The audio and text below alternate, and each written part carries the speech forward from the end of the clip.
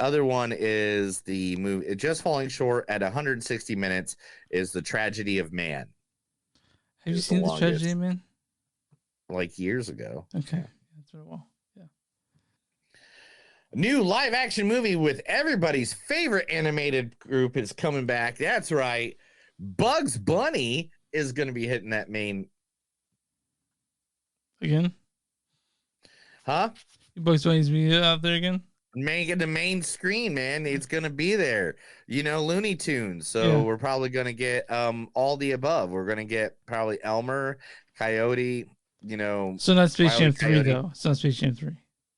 No, it's actually just Bugs Bunny. Okay. We don't know why, but Jamie Foxx has been in the hospital for the last 3 weeks. He's doing better now, right? I think. Yeah, he's doing better now, but nobody knows why. I cannot find it. I literally searched through the entire fucking internet. So what is the internet proposing? No one says no. That seems like a consensus of why he's actually there. No, nobody knows. No one's even trying to take a guess, bro. No one's taking a guess. But who is there? A friend of his said something like they said he's doing all right. Right? Yeah, they said he's doing. Kevin Hart did. Okay, Kevin Hart. Well, I hope he's all right. Taika Waititi is to direct an adaptation of Carla and the Sun. It will be at Sony's 3000 Pictures. It is. He's also got a comedy drama called Next Goal Wins coming up, and he's also doing some biography of some point. Carla and the Sun is based on Kazuo Ishiguro's 2021 New York Times bestselling novel of the same name. The adaptation will be helmed by Taika Waititi. I was looking for what the hell it's about. It doesn't say. It just says it's going to be an approachable, mentionable time. Maybe the book is, one of those top sellers that you can't really do anything about. I knew it's a dystopian science fiction story. Okay, well then we'll figure that out. Okay. Sean Bean has come out as telling you what his favorite death is. Is it what his? Do you think is Sean Bean's favorite death? Is it his in Game of Thrones? No, it is not. What is his favorite death? Lord of the Rings as Boromir in Lord of the Rings because he's sacrificing himself for everybody. For the good of everyone. Yeah, okay. I like that. Yep. Yeah. And it's like, oh, man, that's cool. Academy Awards are like, hey, guess what, man? Neil's stripping on camera, so you guys know. What's that? You're stripping on camera for everyone. No, I wasn't scratching my belly. Why do you got to make fun of me, dude? Sorry, man. Academy Awards sets new campaign rules following controversial Best Actress run. Now, we all remember earlier this year, Leslie's Andrea Riseborough's surprise nomination followed a PR campaign. Well, they decided that they're going to change the rules. Social media was utilized campaign for it, but Michelle Yeoh's social media activity also raised some eyebrows. In a since deleted Instagram post, the actress who took home the Covenant Award shared an article referencing fellow nominee Kate Blanchett and the Academy's ongoing issues when consistency. They said they changed it about campaigning, screening, and social media guidelines altogether. So I have no idea, bro. Okay. I thought I read it earlier. Because I thought I really understood the controversy first came out, but then it sort of forgot me. Like I have all the shit that needs to go in my head, and that won't fit. You know what I mean? Hey, do you want another reason to go see Gladiator 2? Yeah, I mean, yeah, I do. Okay, cool. What's the reason? It's Pedro Pascal.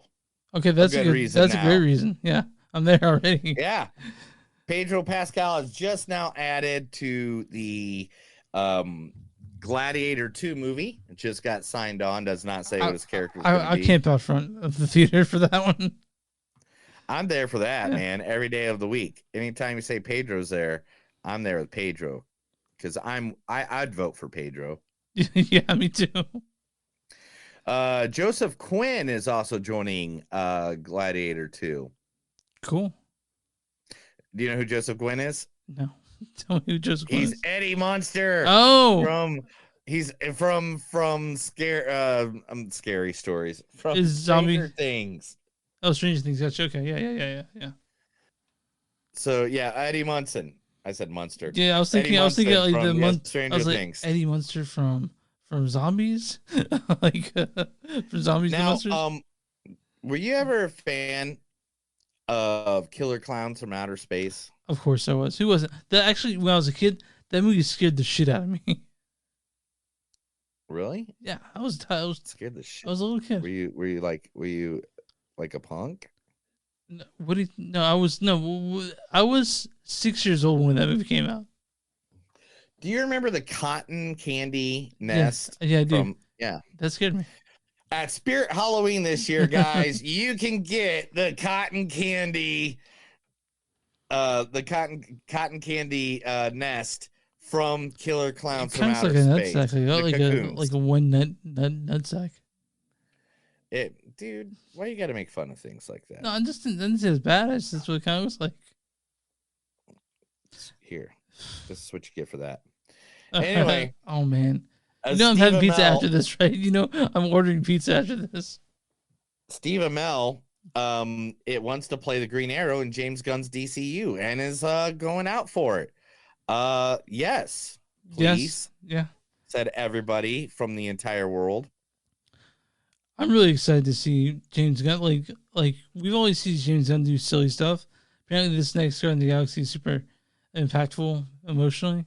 So we'll see. Barbarians, Georgina Campbell is now joining Night Shyamalan's directorial debut, his daughter's director. Okay, I was like, what? Of The Watchers, and the new movie. Dakota Fanning's in it as well. So yeah, the daughter of M. Night Shyamalan's, it will be making a movie, and so far that's a pretty good cast. So hell, yeah, I'll be about it. Yeah, about it, rowdy.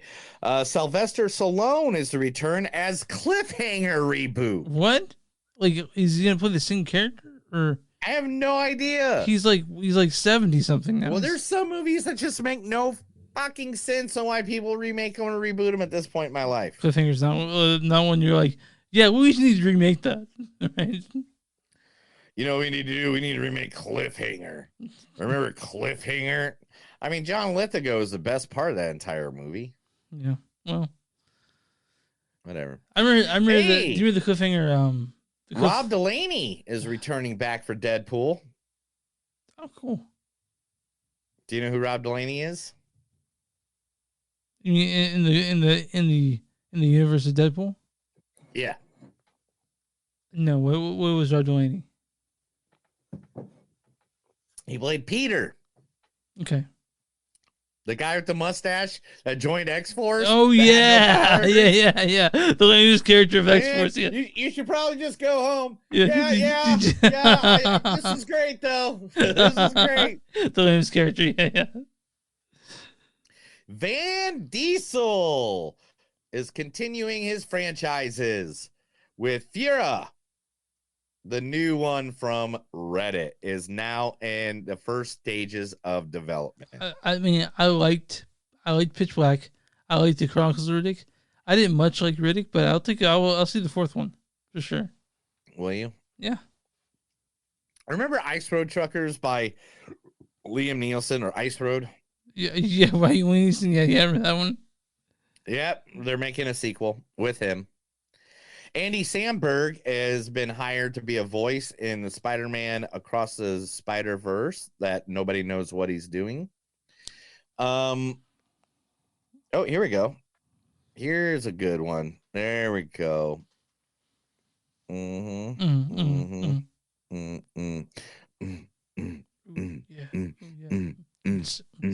Jermaine Fowler has now joined the cast of Faces of Death.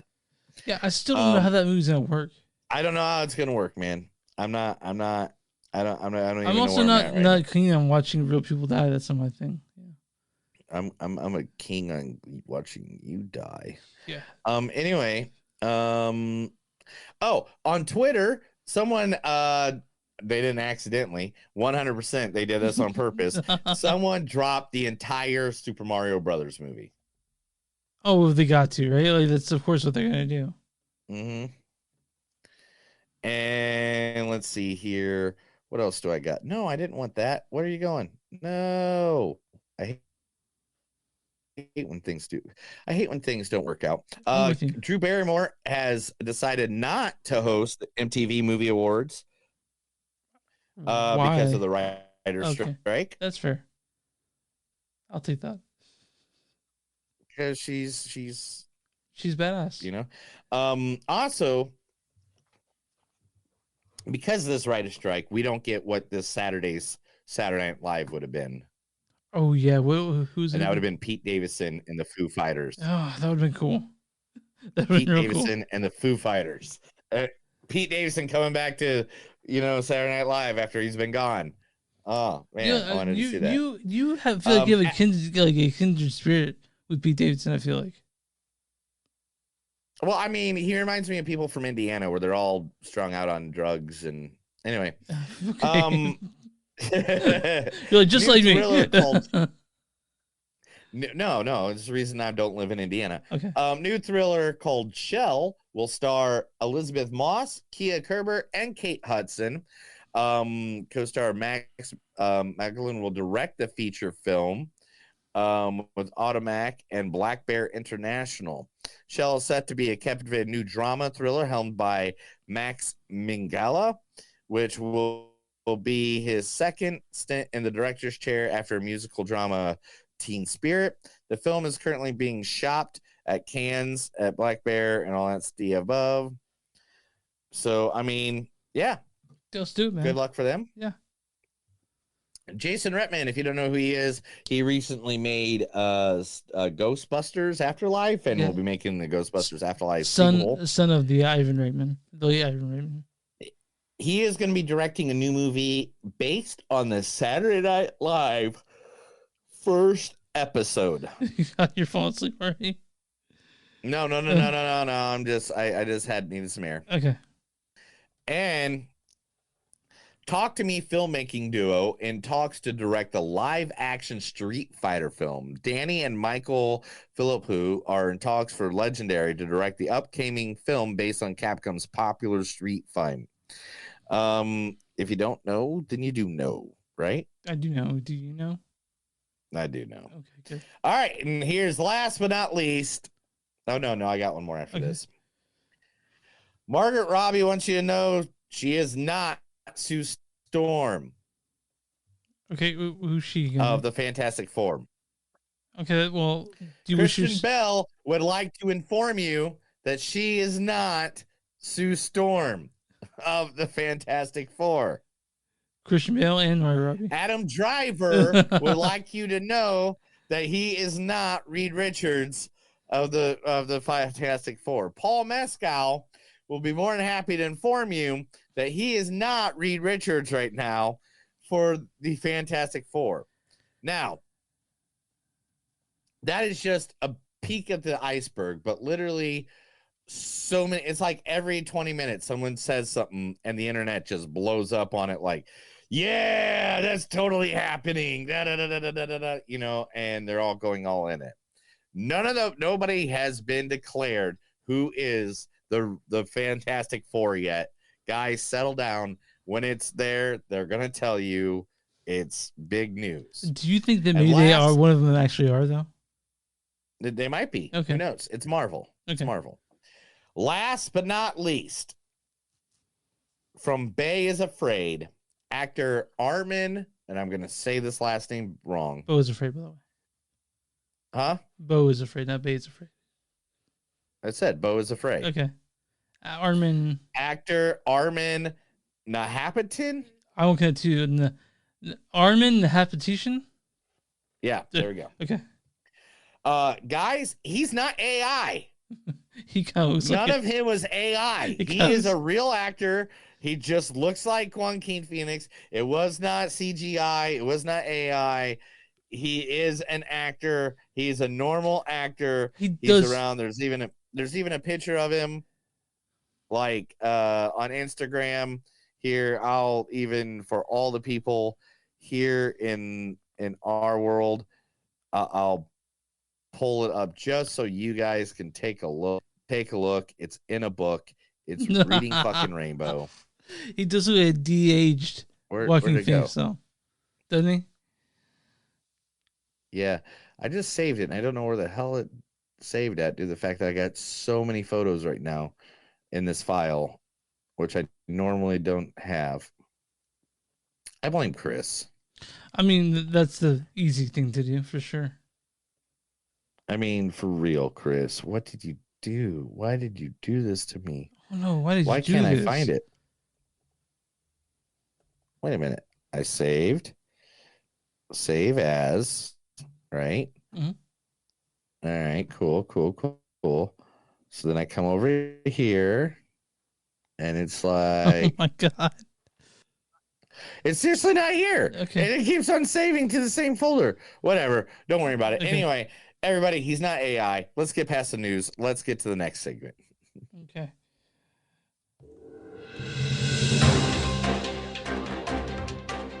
Ladies and gentlemen, boys and girls, listeners of all ages, that is the Movies That Don't Suck and Some of the News. I told Chris stuff because his TV broke because he spilled a beer on it. I don't know how mad he would be if I spilled a beer on the television. Like, how the fuck do you even do that? Well, let's talk about the next movie, though. Let's talk about Beau Is Afraid, directed by Ari Aster. Ari Aster has been one of my favorite directors since doing Hereditary and Midsommar, two of my favorite movies of the past 10 years. Hereditary and Midsommar. This stars the one and only Joaquin Phoenix is Beau Wassermann. My life is nothing but a comedy. Also, Patti LuPone plays his mom as Mona Wassermann. This low-life motherfucking brother of yours takes a dump at our kid's wedding, and that's all you're gonna say. Nathan Lane plays Roger. Oh, you must be Barbara. What a pretty child. Also, this also stars Parker Posey as Elaine Bray. Of course I've looked under the bed. That's where you look when you loot thing. This also stars Amy Ryan as Grace, as Amy Ryan as from The Office. You know, Michael's a boo, isn't that? Also, Ooh. Yeah, that's where I kind of said right away. I'm like, that's Holly Flax right there. You're like, I know who that is. Kylie Rogers is Tony. Zoe Lister. I'm glad she finally got a job. Yeah, me too. Honestly, It's been a few years. Kylie Rogers plays Tony. Zoe Lister-Jones plays young Mona. Armin Haptitian plays Teen Beau. Julia Antilli plays Tina Lane. This was Richard Kind shows in a bit. Bill Hader shows up in this one. Why don't you go ahead and read the storyline for Beau Is Afraid? What? There's a storyline for this one's one sentence. Oh, is there a storyline for this? Yeah. Oh, man. Following the sudden death of his mother, a middle-mannered but anxiety-ridden man confronts his darkest fears as he embarks on an epic Kafkaesque odyssey back home. So, you've been kind of... I want you to go first because you've been talking shit on it all week since you've seen it. You were walking in the theater and you were texting me shit like, "There's no one here." The people said here that it sucks. So, I want you to go first on Beau Is Afraid. Okay. Let's talk about the good stuff. Okay, we'll go with the good stuff first. First, are you gonna take that off? Okay, there we go. Okay. First,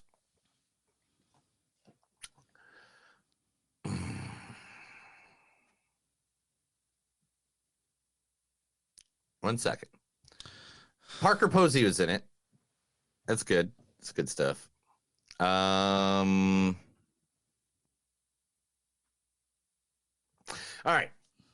This is my okay.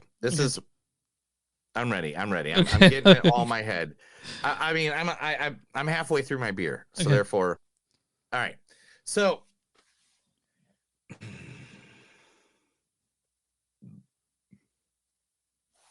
this movie is like 5 movies in one. Mm-hmm. This is not a movie. There's a reason this movie is 473 hours long. It's the 2 hours 59 minutes, guys. Whatever, 3 hours long. Yeah. The reason being is because this movie puts together things and doesn't explain anything, wants you to do all the work on figuring out what anything fucking means, and then gets pissed at you when you don't know what the fuck anything means. Okay, what part does he get pissed at you at? Oh, the director. Have you not heard the interviews? Well, he's not saying it's easy for anyone. Everyone knows it's confusing. But still, like, this is a movie that's going to make more people feel fucking dumb than make people feel enlightened by some special entity or whatever thing that this. I think you're projecting on something that, like, so let's go ahead and erase the whole mythology. This is the movie. No one knows what it's about. No one knows who made it, and this is alone in a theater without the media machine behind it. Because honestly, I don't think I am telling you the nicest way possible. Okay. That literally. This movie loses. Okay, literally, there was an interview I saw earlier yesterday or the day before or whatever. That in the interview, and it was Variety magazine, I believe. It was either Variety or it was a name like that. It was not. It was a big it name. Wasn't it wasn't not the Onion Yeah, or yeah, I got you. Onion or I got you. Yeah, like yeah. that. It was legit stuff. It literally said. There's two kinds of people that walk in this movie. People that'll get a 10 out of 10 and tell how artistically this is the most beautiful movie ever made and the cinematography was amazing and blah, blah, blah, blah, blah. And there are other people that are just going to be pissed that they wasted 3 hours of their life watching this. I'm in the middle, though. I'm not that person. I am... Okay. Joaquin Phoenix, you lose him. He 100%... He's a fat, miserable son of a bitch in this movie. He is not Joaquin You Phoenix. feel bad so bad. You feel so bad for Beau. You feel so bad for Beau. No, I don't. You don't? I feel like he brought on everything his own self. I don't have any fucking... I have not one little itty bitty fucking... He brought this all on himself. I have no fucking... Sympathy. Yeah, sympathy. There we go. That's what I was looking for. I have no sympathy for Beau. I have no sympathy for his mother. There's not one likable character except for Parker Posey in the entire freaking movie. I mean, at one point, all right, spoiler, not spoiler, I don't know. At one point, he gets kidnapped. And it's like, I think he's kidnapped. Maybe he's not kidnapped. Maybe he's in a mental institution and he's just thinking these people are kidnapping him. And like, then there's a whole nother time that every time he walks down the street, like, I get that we're seeing things from his brain, from his mind, that it's not literally, there's not a guy with an AK-47 walking down the street, a dead body in the middle of the road that he's jumping over, or people stabbing a naked people. old man stabbing people, yeah. Yeah. Like, it's like he heard it on the news, so therefore, I get that stuff, and I get that. But there's just too many times in this movie where I'm questioning the reality. Do you have a problem with that? Of what's going on? You have a problem with reality not being reflected in the movie. You don't like the unreliable narrator, which is fine. That's like a lot of movies. Okay. There's a difference between not knowing reality and a movie that makes no fucking sense. Right. I get you. And this movie just doesn't make fucking sense. All right. That's fine. And that's the bottom line. It's just like, I am looking for why does part 1 match with part 2, match with part 3, end up in part 4? I get part 1 and I get part 4. Everything in between was a big fucking waste of my time. So you basically think that the middle hour and a half should be cut out? Act 2 and 3 should be cut out? At least maybe 55 minutes. Yeah. I don't know. Like, there's this part in there where I have no idea why the things are happening. And by any means, I'm not upset because like I feel like it tricked me or something like that. I don't feel like I was tricked because I don't think it was that smart of writing. Okay. I don't think this was a smart written film. I think this was an ignorant film that just used great cinematography to try to make it look artsy. Okay, so here's my thoughts on it. One, but by the way, this is no means a perfect movie. Okay, I'm not saying that. I'm not getting 10 out of 10. I'm being honest with this movie. It's way too long. Okay, it is way too long. There's stuff in here that, and there's non sequitur stuff, but I've been able to piece together what, and I hope his mom, I hope him and his mom are okay, because that's what the movie is about. It's about sheltering. It's about being a shitty person, being a shitty child, and having a shitty mother, right?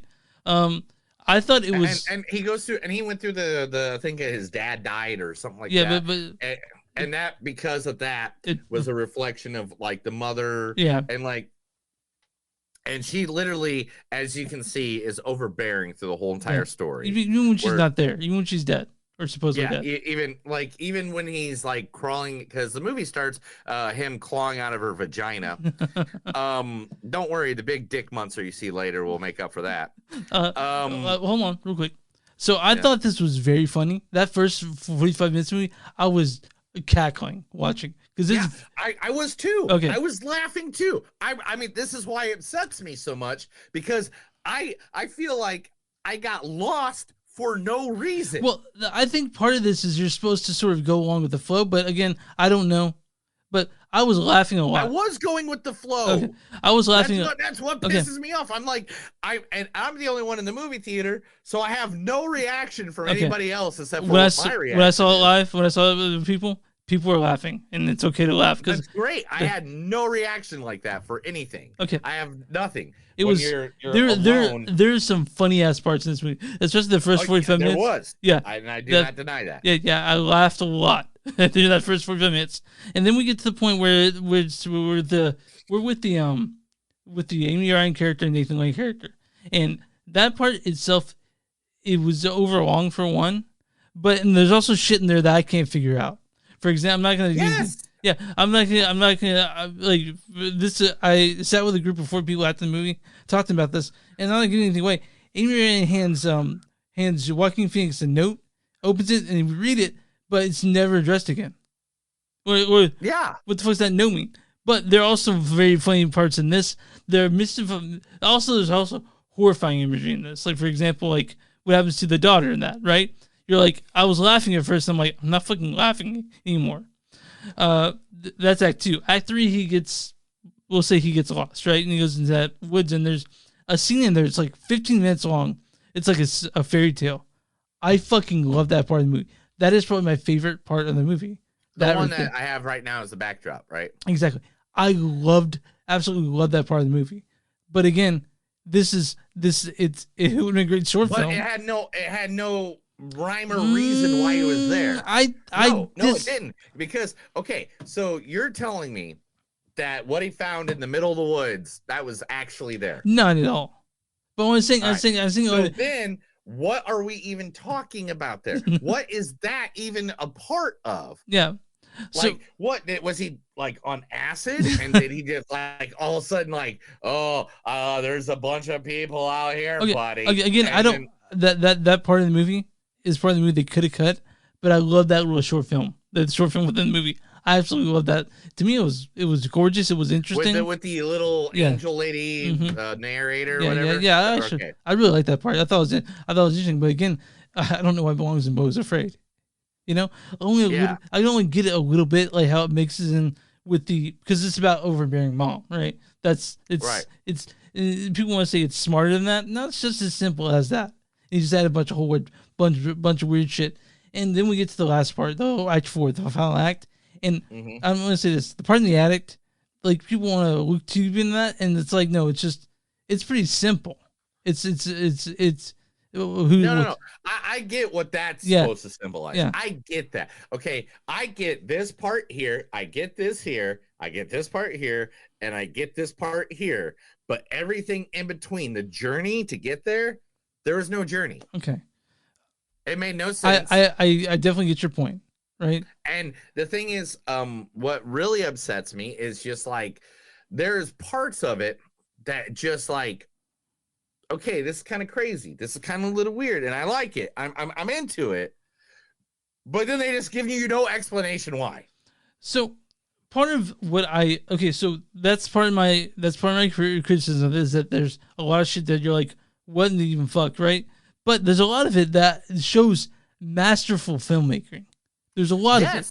Yes, this is where I agree with it. Yeah, so there's times where I'm like, oh man, this could be awesome, but it's not. Well, I'm not like there are parts of it that are fucking fantastic, but the problem is, and this is what I read, is this was Ari Aster's first script before Hereditary, before Midsummer.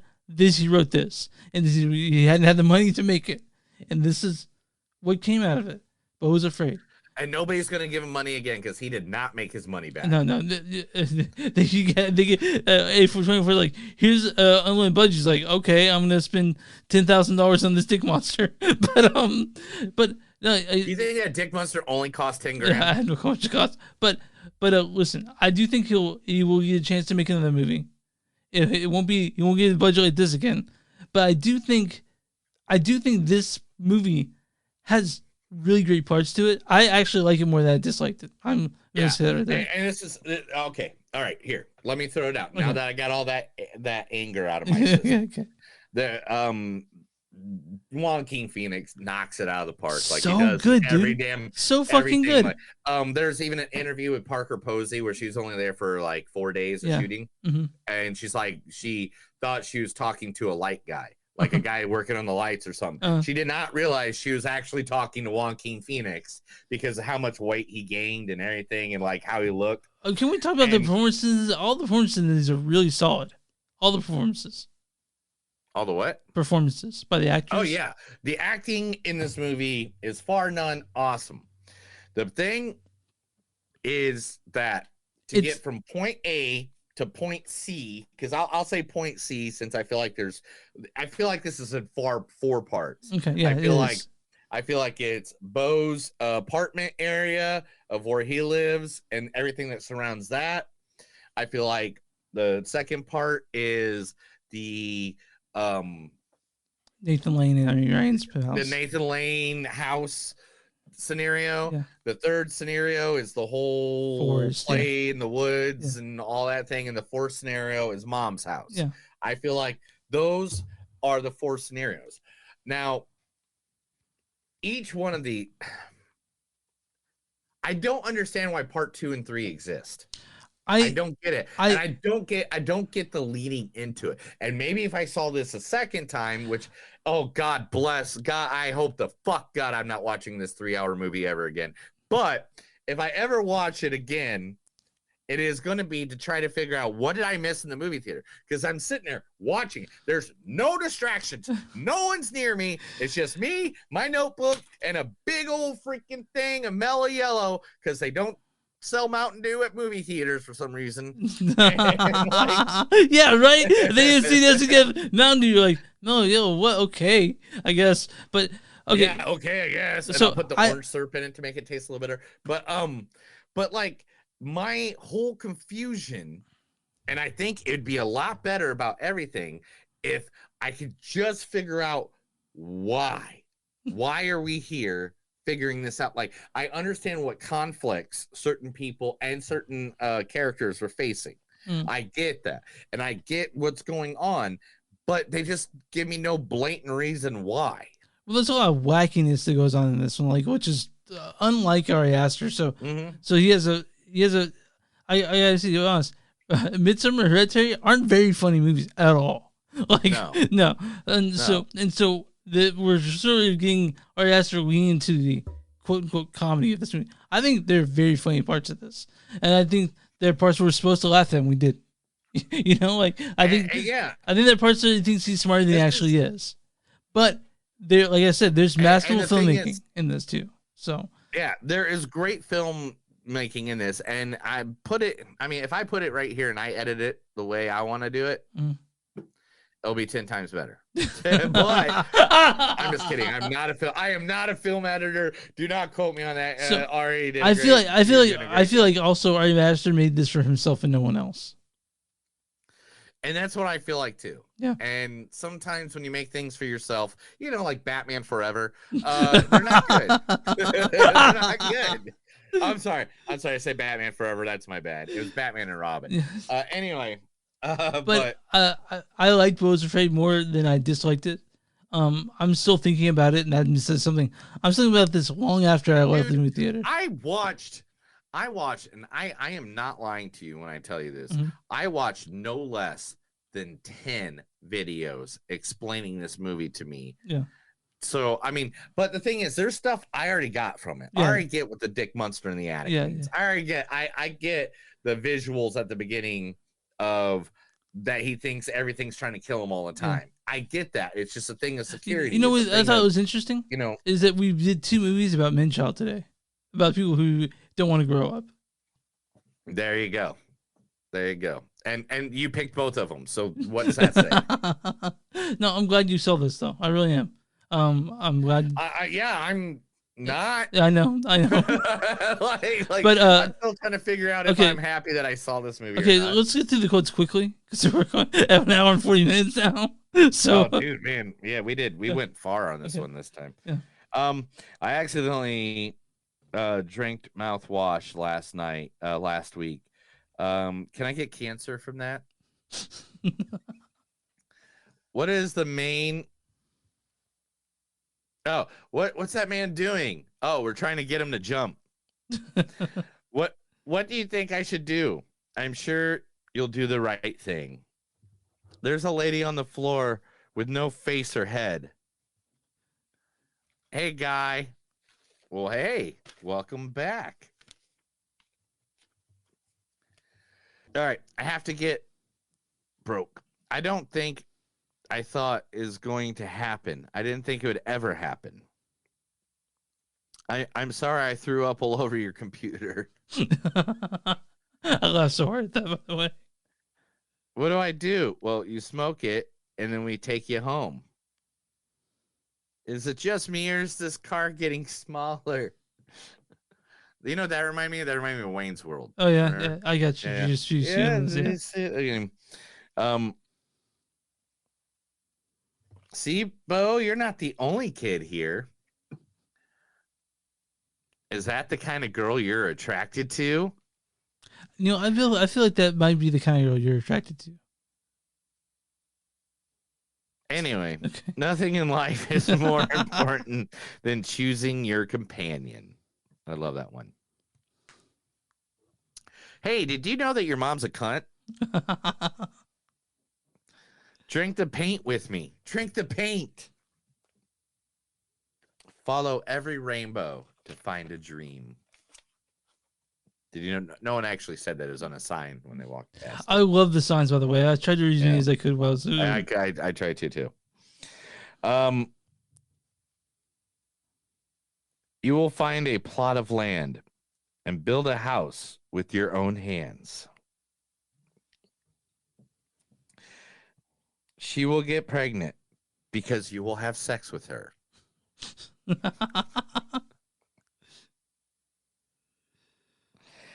I searched for my family my whole life, and I'm all alone.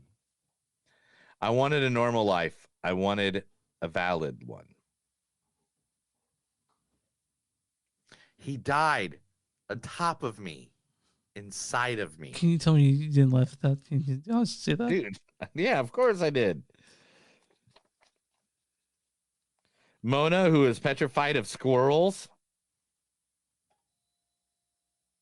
I really thought I was going to die. I gave you my whole fucking life. You took. He had a healthy worky conscience, but I ignored it. That's it. That's all of the quotes I got. Okay, what's your score for this?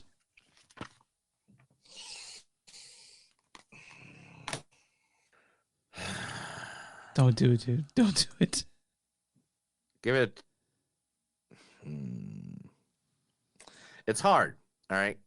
Because is it beautiful parts? Yes. Did Joaquin Phoenix play a guy you lost him in? You lost Joaquin Phoenix. Yes. Everybody knock it out of the park. Yes. Dude, has to be. I'll give it a 3. Okay. I'll give it a 3 even. And the reason being, again, is look, I love artsy stuff.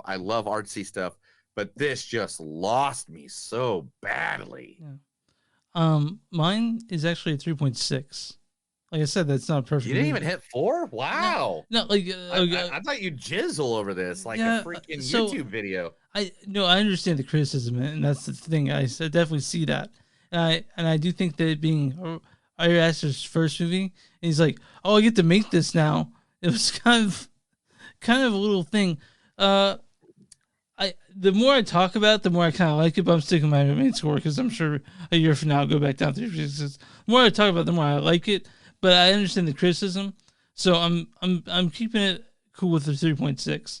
I'm not a person who thinks this is the best movie ever.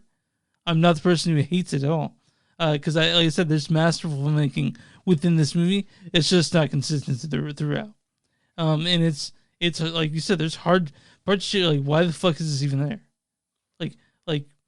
And so that's it. It's 3.6 for me. And one thing, I cannot recommend this to anyone.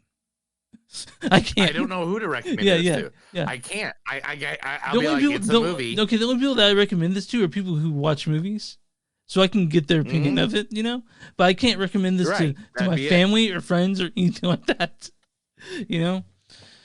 And so that's that's what that is. Now, I'm on RottenTomatoes.com. What is the audience score for Beau Is Afraid? And there's a audience says in the critics it says 34. 70. Here's what it says. All right. Audience says it's very long, very confusing, and definitely not for everyone. But love it or hate it, it's hard not to respect Beau Is Afraid's ambition, it's an ambitious movie for sure. Now, a guy driving a car that runs into a whole family and kills them, you got to give it for his ambition to try to drive that car. Okay. What is the critic score for Beau Is Afraid on RottenTomatoes.com?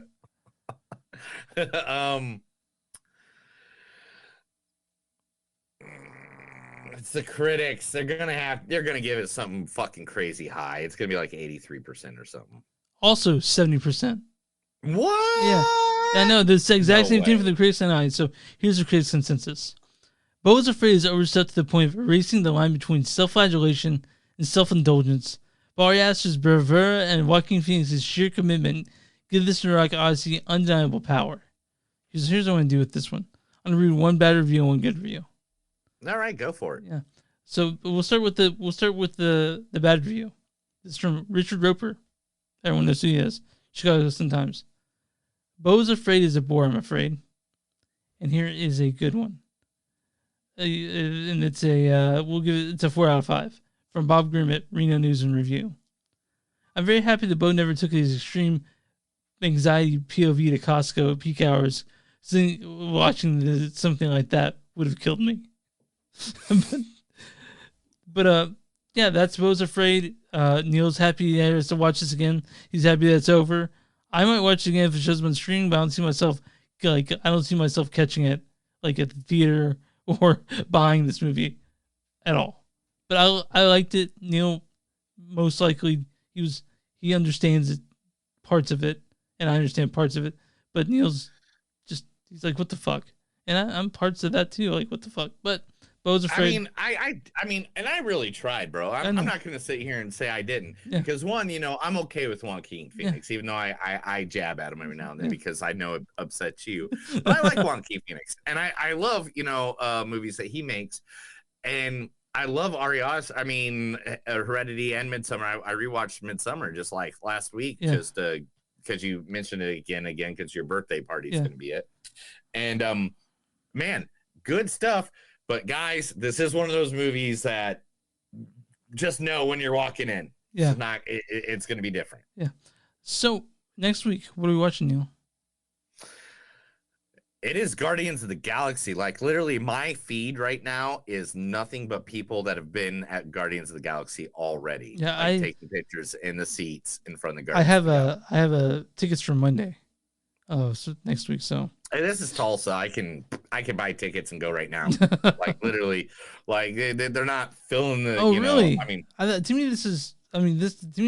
I love the other Guardians of the Galaxy films. Those are my favorite Marvel films. If I had to pick like a characters from it, it's been Guardians of the Galaxy since I've seen it. So I'm really excited. So far, the little things I've seen while I've been getting the news together today. best movie since Endgame. Oh wow. Best Guardians of the Galaxy, period. Okay. Like literally, like that's what the feedback is. Okay, what's the other movie we're seeing? What's the stream movie we're seeing? I don't know. Yeah, I think you picked one. Oh no, we're gonna do a movie that we missed because of Panic Fest. Yeah.